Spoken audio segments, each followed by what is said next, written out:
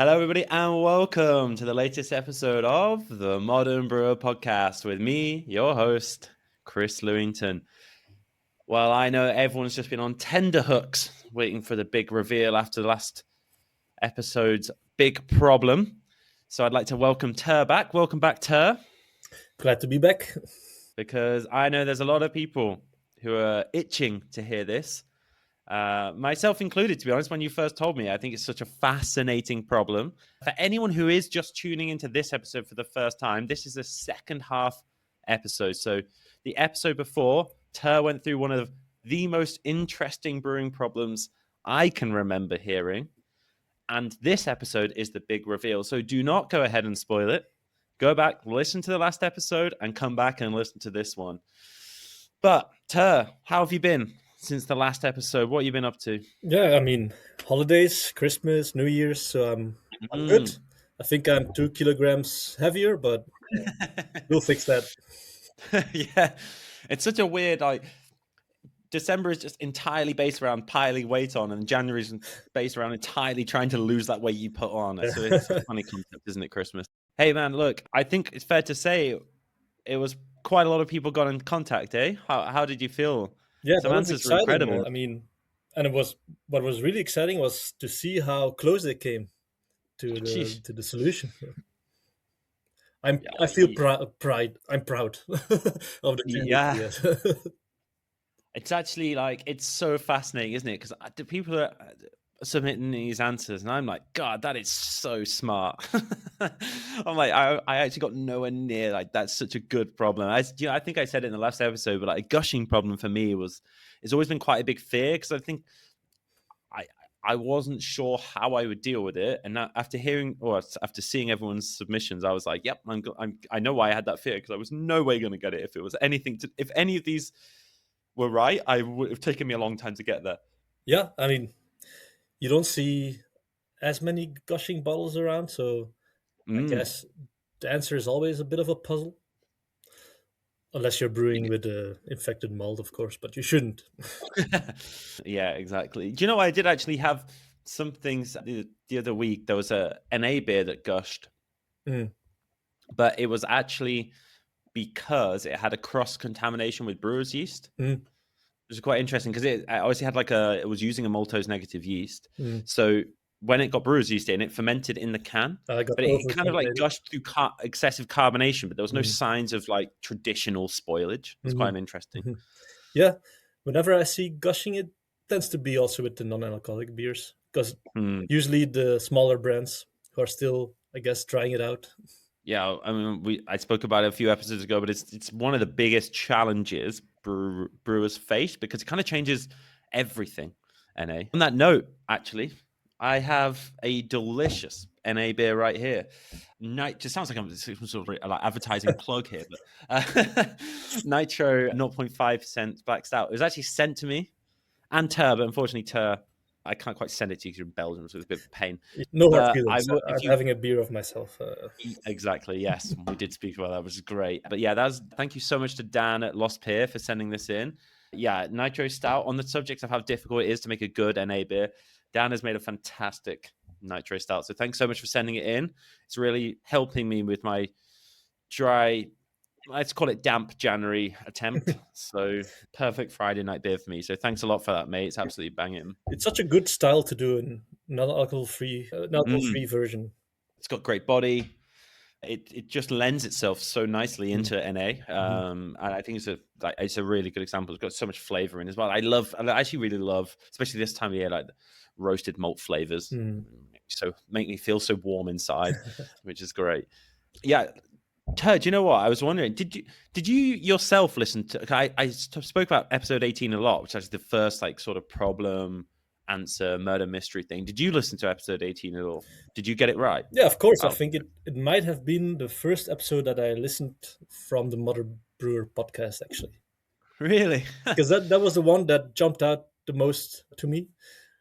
There was a time that I was traveling a lot after my PhD. Me and my partner were doing a world tour, and that meant doing a lot of long bus drives, sometimes 8 to 10 hours bus drives. So I was listening to a lot of podcasts, also like a lot of brewing podcasts, and yours was one of them, of course. And yeah, I remember listening to episode 18 on the bus and thinking like, whoa, this is like a very cool, safe way to like see if I got the chops, if I can solve this issue, because I was already playing around with the idea of doing consultancy in brewing. So it was like a good way to test myself. This is sick, man. I'm really glad you. It's actually really cool. Do you know it's really funny as well? I was speaking to a supplier earlier this month, and they'd listened to the episode that me and you had just done, and they said that episode 18 they'd used in an interview. They sort of like tasked 3 of their new potential technical sales reps with trying to solve the problem. I was like, "What? That's nuts!" It's awesome. Yeah, good way to test it. Yeah. Did you get it right? Did you solve episode 18's problem? Yes, that's why I remember it so well, because I felt really excited by getting it right, and was like, oh, maybe I should do this, or maybe I can do this. And I still remember, like, if I ever meet Chris, I'll tell him about this one problem that I came across during my time as a quality manager. I think it might lead to a good follow-up episode, and like, here we are. Funny how it went. That's so funny how it works. Yeah, that's sick, man. I'm really glad that you enjoyed it. I'm super glad you brought this problem. Right, it's definitely a very very different problem to episode 18 for sure. But I think it's probably more complex and more. But for me, I found it more exciting, so it was great. I also have just a very quick there. Well, it's very exciting announcement actually. Since the episode that me and you did, Tuur, a few weeks ago now, I've actually managed to organize a new mini series of the Modern Brewer podcast based around this entire concept. So, looking to launch this around February, March time in 2026. And it's going to be in partnership with a leading supplier who I won't name yet. We'll wait for the big reveal of that. And we're going to be bringing their real world brewing problems that they see all the time, from complex to easy. And we're going to basically give the problem in a nice, like, short 15, 20-minute episode. And then the big reveal, just like we're doing now. But we're going to be doing hopefully 5 of those. We're going to be giving, like, we're going to have like exclusive merch giveaways, competitions. I think it's going to be really fun. It's going to run alongside the Modern Brewer podcast, traditional, the longer format interview with new stuff. That will still be happening. I've got some amazing guests lined up as well. But that, yeah, really excited for that. It's going to be really good fun. I personally I think I've enjoyed this episode, like doing it with you. I enjoyed episode 18, but I've enjoyed doing this with you more than I have quite a lot of episodes recently. I think it's just really fun. So hopefully everyone gets to listen to more of these over in 2026. Yeah, that's awesome news. I'm glad. Thanks, man. Yeah, it hasn't been recorded yet, but we'll stay. Yeah, as I said, hopefully February, March time, it should be out. Which the first episode should be out. I haven't quite got the name for it yet, but the premise is exactly the same as this. It's kind of like murder mystery for brewers, really, isn't it? It's kind of fun. I mean, look, these are my 2026 plans. Talk to me about yours. I'm excited to know what you and Craft Sense are up to in 2026. Yeah, actually, I've got a sensory workshop planned soon. Oh, really? By the end of this month, my local brewing guild here in my city that I'm very excited about. They contacted me with the question like, hey, is there something you can teach us? So I decided like, what about a sensory workshop? So what we do in this workshop is like we go through 10 common off flavors in beer and brewing. Like think of diacetyl, DMS, light struck, oxidation. And for this, I'm using these specially made flavor capsules that allow you to spike into clean beer samples. And so everyone gets to taste exactly what, let's say, like 100 parts per billion of distill tastes like in isolation. So you have a very clean beer, like, for example, your typical Carlsberg, and you spike it with, for example, diacetyl. And what's really exciting about these kind of workshops is that it's very interactive and you can really see it click for a lot of people. Like you can see them have like these light bulb moments, because a lot of people will go like, oh, so that's what I've been tasting all those years. I just never had a name for it. And like now they know like it's DMS or it's diacetyl. And then like it's very hard to forget once it clicks. So these capsules are perfect for for that. Yeah, I've done similar training, and I'm not gonna lie, it completely changed my perception Yeah, yeah. of, of of brewing, to be honest. And I think it's one of the most powerful tools any brewer can learn. So that's so cool I that fully you agree. can Yeah, deliver that. yeah. Sometimes it can be somewhat of a curse. Like whenever you're Oh, just drinking with the mates, it's like, ah, this has that too. yeah, I used to get ridiculed when going down because I couldn't turn it off for a bit. So Mm, I get the glass and like swill it in the perm and give a sniff, and everyone be like, "Oh, mate, will yeah, you just relax? Take a day off." exactly. Yeah. Yeah, sometimes my friends ask me like, "Oh, what have you done with to yourself?" Like, but whenever you get a really good beer, it's double as Yeah, rewarding, I feel. yeah. I've definitely got really good at switching it off. Mm, So, sometimes you go to a pub and you're just having a pint. It's like I try not to think about what it is so much because otherwise it can start to ruin pints. And you're like, yeah, yeah, this pint's got acetaldehyde in, and everyone's mm, like, "Oh, mate, no one knows what that shut means." up. But in the brewing context, it catches things that analytical machines can never catch. Yeah, I mean, sensory is the bastion of quality. Yeah, I, I agree. We've done episodes on it before with Jethro, and I just reiterate. It's really really good, and that training that you offer is invaluable in my opinion. I think if I was running a brewery these days, I would ensure that everyone had that level of training Mm. because I think it's that important. Yeah, if you're a brewer and you don't have a sensory panel, do yourself a favor and get to it. Mm. Yeah, and do it analytically. Always the key, right? I've seen, been a part of like, where people are just like getting beers by the side of the tank, go, yeah, this is good. This Mhm. tastes good. Mhm. This smells all right. And like that's not sensory Yeah. in the way that we need to be doing it. So yeah, but I think it all stems from this training. Absolutely. Yeah, I agree. That's why I offer it because I think it's extremely valuable. Awesome. Yeah, I think, yeah, couldn't agree more. Tuur, shall we? There's probably people going, how long can these guys really string this out for? I think we should probably just recap the problem. What do you think? Yeah, sure. For anyone who is listening to this, again, this is not the full problem. So please do go back and listen to the other episode. But let's just give people a high level refresh quickly before we do the reveal of what's going on, what really happened on that fateful day in the brewery. So, okay, this case comes from the brewery van Steenbergen, which is a Belgian brewery, which is very well known for their secondary fermentation of the bottle. So, over several years, this brewery received sporadic customer complaints about gushing.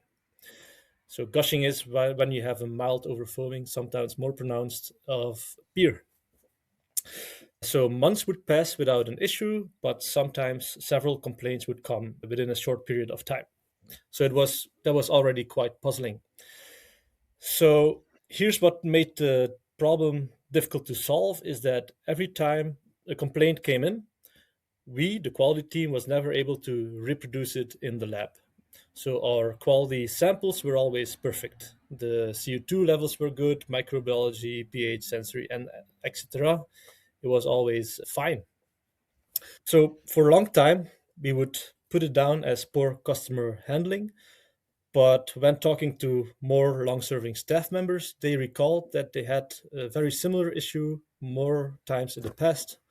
So this led to a deeper investigation and we ruled a lot of parameters out. We could not really pin down what the issue was until he went through a breakthrough with a customer that was able to send us back an actual gushing sample. And then we caught what was really the issue. So, under the microscope, we saw that there was a clear difference between our QC sample and the gushing bottle. And that was that the gushing bottle contained these large angular crystalline particles.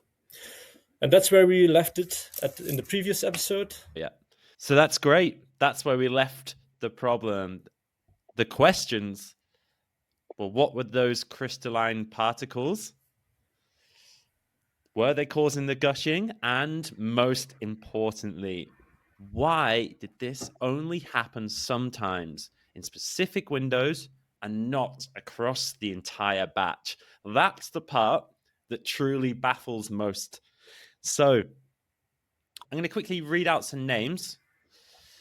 These are the people who all correctly guessed that calcium oxalate was the crystalline particle. Isn't that right? Yes, perfect. Yes. So we had Dan, Sam, Tom, Robin, Graham, another Tom, Jonas, Adam, Oz. All of these people got that right. Congrats. But let's have a quick talk about, did anybody manage to get the golden ticket 1,000-point question? Why was this happening? Did anyone get that, Tuur? No, but some of them came very close, but unfortunately, no. But to be honest, I'm not really surprised because it was a very niche problem. Yeah, I absolutely did not get it. And when you told me, I was like, oh, God damn, that is good. So, Tuur, let's just go through the big reveal from start to finish. Yes, perfect. So, as said, and as many listeners correctly guessed, the gushing was caused by calcium oxalate crystals. So, those were the angular crystalline particles that I mentioned seeing under the microscope.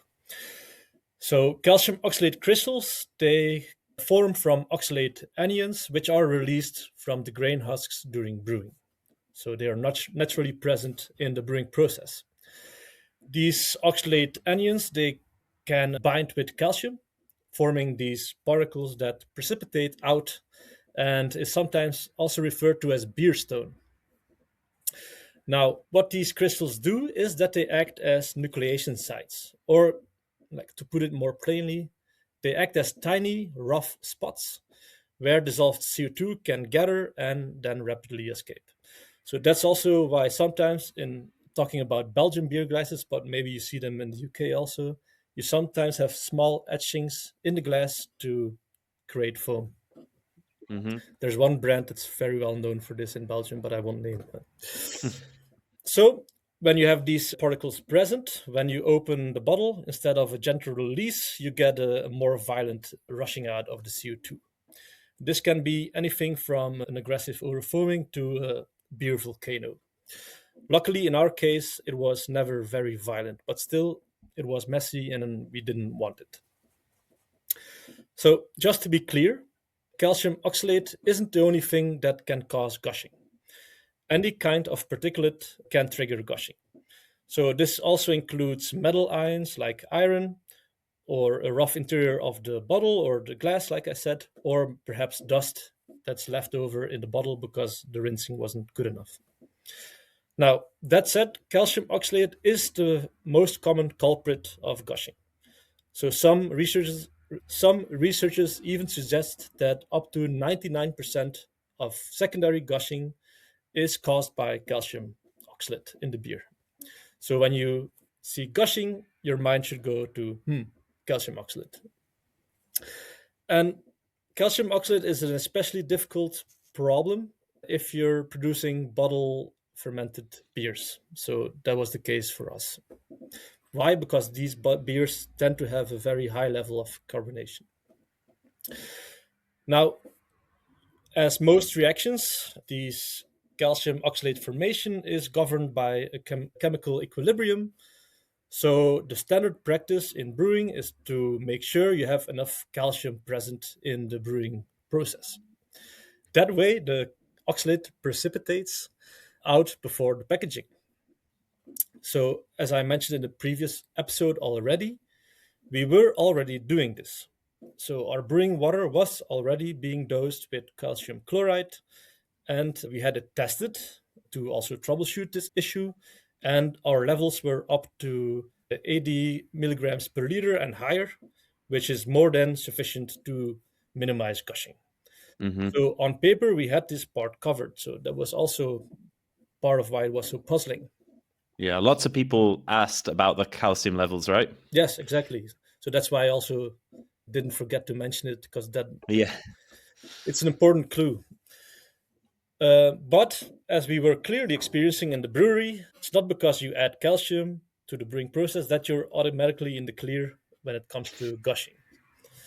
An important thing to keep in mind is that these oxalate crystals, that they don't form instantly. They need some time to form. And they more readily form during colder temperatures. So actually, during very warm temperatures, they stay mostly in a dissolved state. And a few of the listeners actually pointed this out and came very close to identifying the root cause. So ideally, and that's also what's usually happening in the brewing process when you have your calcium levels monitored properly, most of the calcium oxalate will form during fermentation or lagering. It will then drop out along with the yeast and the cold trap, and it gets removed from the process through purging. So then you're rid of the calcium oxalate and it can no longer cause gushing. Surely this was also the case in our brewery and this was happening, but still there were some calcium oxalate crystals ending up in the bottles. So we saw that through the gushing beer bottle from the customer complaint. So how could that be the case? Why was it so sporadic? And most puzzling of all, why only during a certain time window and not across the whole batch, or not like randomly across the whole batch? So now that we knew that calcium oxalate was the trigger, we started brainstorming again, and it wasn't too difficult to narrow things down to wort as being the most likely suspect. As I mentioned in the previous episode, we did use wort for yeast propagation, and on top of that, we also used some unfermented wort as a priming sugar for the bottle fermentation. So depending on the beer, we could dose this unfiltered wort along with the propagated yeast into the bottles of bright beer for secondary fermentation up to around 4% by volume. So it's not little. So now, unlike our fermentation and lagering tanks, these wort holding tanks, now they weren't being purged. So whenever oxalate crystals were being formed there, they would not be actively removed. So we took samples from these tanks, put them under a microscope, as we did with the beer samples, and sure enough, we saw a significant amount of oxalate crystals there, and especially when the tank had been sitting for a while. And that's where the root cause really became clear to us. Because these wort holding tanks weren't being purged, whenever one would sit idle long enough, the calcium oxalate crystals would slowly start to form and settle at the bottom. That meant that sometimes during packaging, we would occasionally end up dosing a bottom layer, crystal rich portion of the wort into a series of bottles straight into the package. And that explained why the gushing didn't affect the entire batch uniformly, but why it also wasn't completely random either, but instead clustered within these very specific windows of time. Ding, ding, ding, ding, ding. Exactly, yeah. Thankfully, this issue didn't happen too often, but this is also why we only sporadically got these customer complaints. And that was also why it was so frustrating to track down. But luckily, we caught it and we could solve it. That's amazing. There we go. I hope I'd love to see people. Do you know what? I was smiling like ear to ear when you were reading that out, and I would love to see people's faces and at what point they were like, "Oh, God damn, that's where it happened." Yeah, I mean, it's. I think when you said this to me, and you were like, and you'd re-mention the unfermented wort, I was like, "Oh God damn, I reckon that must be it." I didn't even think about it. Yeah, it's such So a good. niche. I would always Oh, call it a Belgian problem because, yeah, I mean, who does yes. that? Yeah. Yeah, and I was thinking about this a lot over the last few weeks, actually, and I don't think that it's right to say that people were wrong, because actually in a lot of breweries around the world, all of a gushing problem would have been solved by what people had found and discussed and given to us. But very specifically to this brewery, they wouldn't have found this problem. But you went through a lot to get to find this root cause, right? It wasn't so straightforward for you. No, it wasn't. In this particular brewery, it took a while for it to get solved. I mean, there was a problem that would pop up its head for years. So don't feel bad if you didn't find a solution. Yeah. So when I first found it, I had a lot of questions about what was going on. So when you were talking there, you said purge, and I'm assuming that means you were getting rid, right? Mm, Rather than purging with gas, in case anyone's getting yeah, on those two words. One word has two very different meanings in brewing. true. One of very confusing brewing terms. Yeah, so you mean like getting rid, right? Yeah, so Tara, about so I was thinking about these wort tanks. I'm assuming that they probably weren't one per run, or maybe the sporadic nature of bottling, because bottling doesn't happen every day. We have weekends and stuff. This is where the calcium oxalate had that true time to settle out, right?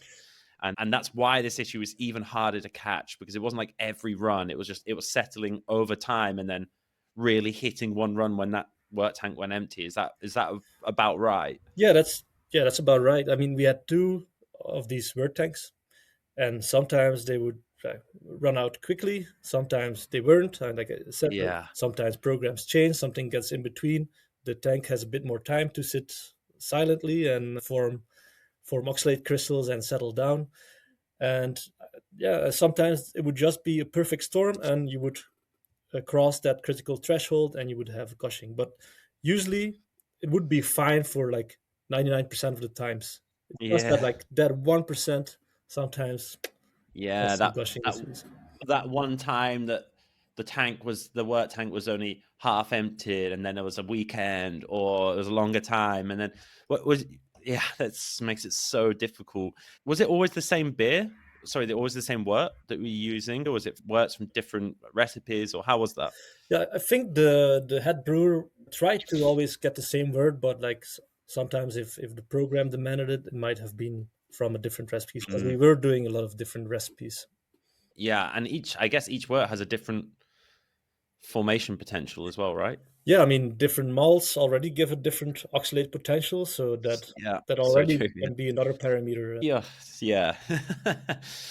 Yeah, that's good. So you would empty these tanks, but then they would be CIP'd and everything, right? Yeah, yeah. Otherwise, the risk Yeah. of infection would be too high. Yeah, yeah. So it's just that it was just the time when the tank, and they'd usually probably be emptied. It's just the times where they were left with somewhere in that were ready to be used, and they were starting that runoff or something, and then it would switch between the two. That's the problem that was happening, right? Yeah, I mean the wort would come in hot, then would cool down, and then the oxalate crystals would form. Yeah. That's so good. So, Ter, what were the corrective actions? So I've always liked those. How did you solve this problem? Yeah. You know the devil. So once we understood both the mechanism and the source, so basically where the calcium oxalate crystals were coming from, the fix itself was pretty straightforward. Like first we kind of reduced the wort dosage a bit since we Mm, were already on the high side, 4%. That's not little. But more importantly, we made sure to properly purge, like get rid of the oxalate crystals whenever a tank with wort would have been sitting still for a while. So that way, we would make sure if any calcium oxalate crystals had been formed, that they would be flushed out instead of ending up in the bottles. nice. Interesting. Yeah, that makes sense. Yeah, it changed, and I never heard of any gushing complaints since then. So Yeah, yeah. Yeah. Cool. When you caught that, when you took the sample of the bottom of the tank and it had the calcium oxalate crystals in, I guess in itself, that tank must have been there for a little bit of time, right? When you took that sample. So were you testing them regularly, or was that just I wouldn't say lucky, but did you catch it at the right time? no, I mean that was like we had the working theory, like, hey, maybe the oxalate crystals are coming from the wort, and maybe they're being formed and they settle down. So let's take a sample when the tank is being filled, like freshly filled, and let's take a sample when it's been sitting there for a day or two, and let's compare and see if there's a Mhm. difference. And yeah, there was a clear difference, so that would made it pretty clear that that was what the issue was. Yeah. Huh. Well, great job. That is an exceptional catch. How can I ask how long, like, when you got that bottle from the customer and you were like, all right, this is calcium oxalate. You don't have to give me exact, but like, how long did it take you to get to that point where you're like, it's the wort that we're, and the yeast, by the way, but it's the wort and the yeast we're adding into the I bottles that are think causing it. the jump from A to B was pretty fast. I mean, we sat down Nice. with the team and like, yeah, I mean, it has to come from somewhere. Like for sure, it's gonna be the word, because where else? Because we're already having the part of the lagering part under control, and so it has to be introduced from somewhere. Yeah, for sure, it's gonna be the word. Because and then like how would that work? Maybe because of the tank is sitting still and this calcium oxalate is being formed, and like, okay, let's test that theory. And I think the same week we had it, but Love that. we just never really thought it was going to be calcium, because I mean we were already dosing like high amounts of calcium, and like it cannot be oxalate because we're fixing that already. So Yeah, that's what initially threw me off when I was first thinking about it. Because I remember you saying, like, I think the first thing you said was like, so your calcium levels, and you're like, no, all yeah. good. We checked those. It was this, and I was like, God damn, that is unusual. Like that's where it really started to derail me. Yeah, and also because So, like we've been doing this like this word dosing already since the brewery started. So like we most of the times there would be no issue at all. So like it's not now it's pretty clear, but it wasn't like so straightforward when you're with your nose so close to the issue. mm. Well, look, it's a fantastic problem, a fantastic catch. Great job from everyone, and again, Mhm. thank you to you and the brewery for sharing this. I have a like maybe a personal question, if you don't mind. I always find that it's when you solve a problem like this, the real learnings aren't necessarily in the science. They're kind of more in what did you take away from that situation. So, did you have any other lessons other than the calcium oxalate forming over time in the work receiver? Did you learn anything else from this experience? Yeah, I would say that you should always take customer complaints seriously. Yeah, that's a good one. Yeah, so true. I did not do a lot of that at some points in my career. Yeah, I mean, it would have been so easy for us to keep dismissing it as like, it's bad luck or customer handling. But in the end, the customer was right. And if we didn't listen, we would never have solved it. So even though sometimes it can be annoying or inconvenient or hard, like always take your customer seriously. I would say another takeaway is that problems or solutions that seem obvious in hindsight, that they aren't always obvious at first. Yeah, hindsight's 2020, right? That's a good saying. Yeah, so in this case also like now you think back and like, oh yeah, I mean, why didn't we think of the word? Of course, like you're dosing down, you're dosing unfiltered word in your beer. Of course it's gonna cause some issues potentially, but you're if you've been doing this for years and years and years and you're so used to the practice, like it's not the first thing you think of. So when troubleshooting in a brewery, you often have to work through a long list of reasonable, logical explanations before the real solution reveals itself. It's always the last place you look. But So true. luckily, if you do some smart deductive reasoning, you can narrow down Mm, where to look. So that's what happened in this case. mm. But because you said it's a personal question, I might give a personal answer. Is that for me personally, I learned that this solving this puzzle felt incredibly rewarding. Like even though it was nerve wracking sometimes, like this is the part of brewing that's really exciting. I think the same goes for you. But to understand what's happening, to connect all the dots, and then to narrow things down, and finally, like you have that aha moment, and it clicks, and you can solve an issue that's been bugging the brewery for years, and it's like it's nice. Yeah, it's the greatest. It's one of my favorite parts of brewing is problem solving, especially when it's like a technical one or a difficult one. You're so right. It is like really rewarding when you get ludicrously frustrating during the time of it being a problem, but when you catch it and you solve it, you're like, oh, yeah, it does feel good, doesn't Yeah, it? it's just one of those things like that pushed me towards what I'm doing right now, like to help brewers solve these Mm, kind of issues, to help them train, to help them look. exactly. Yeah, and that's probably personally why I've enjoyed this episode so much, the previous episode, and why the mini series is going to be happening because I find it one of the most fun parts of brewing. That's, So I'll be yeah, listening. I will. yeah. Tell we have to get you back on and share some more of these, some of the problems you tackle in your day to day life, because that's a good thing about what you do. Now you get to tackle problems all the time, right? Yeah, I'd love to come on again. Yeah, absolutely. We can definitely do that. I think once this first set of mini series is done, and I'm gonna open it up, and if anyone's listening now and they have a problem, it'd be great. We could definitely start talking about that as well. I think it's a really fun and rewarding process to go through for everyone as well. It keeps everyone engaged.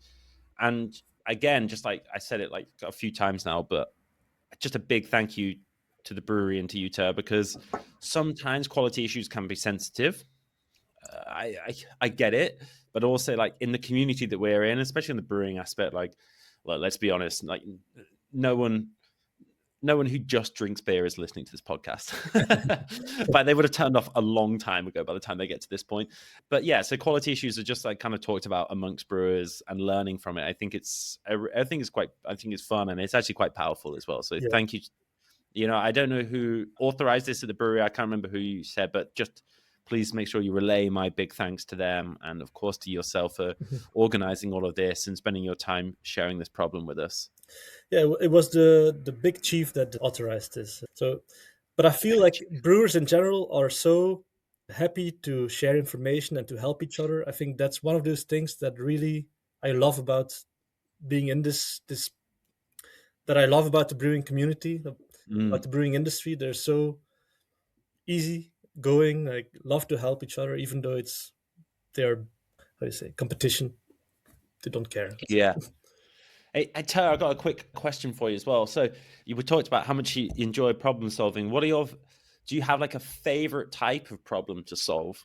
Like, is it, what was your, like, is it sensory, micro, some sort of equipment problem? Like, what's your favorite type of problem to solve? Ooh, good question. I think anything that's kind of out of the box thinking, anything that needs out of the box thinking would be my favorite. So this one scratched that itch for me. Yeah. I mean, this one was really good, and I like it because as I said, I had the fear for gushing. I reckon. Yeah, I micro problems are always my least favorite to solve because it meant you had a major micro problem. Yeah, those can be sensitive. Yeah, they can be sensitive, and brutally honest, it majority ends up with something not being cleaned correctly. Trying to find that can be quite a fun exercise. I wonder if maybe I can introduce a good micro issue in the next one. In the next mini series, a good one. Tuur, look, I won't take up any more of your time. I just want to say a big thank you for coming on the show, sharing the problem. I'm really excited to see 2026 hold for you and Craft Sense. I think what you do in the sensory program sounds great, and how well you've dealt with this problem showcases how good you are at dealing with problems in breweries. So I will leave your contact details in the show notes for anyone who wants to reach out to Tuur and ask him about a problem they might be facing in the brewery. He's incredibly qualified and clearly very skilled in it. Hey, thanks for having me on. I hope everyone enjoyed the episode and the puzzle, and I certainly did. So, hey, thanks to all of you. Thanks to you, Chris. Excellent. And a final thank you for Dan at Lost Pier, because this Nitro Stout is all gone. I'm going to have to get myself another one. Thank you so much, and I will catch you on the next episode of the Modern Brewer Podcast. It's a wrap.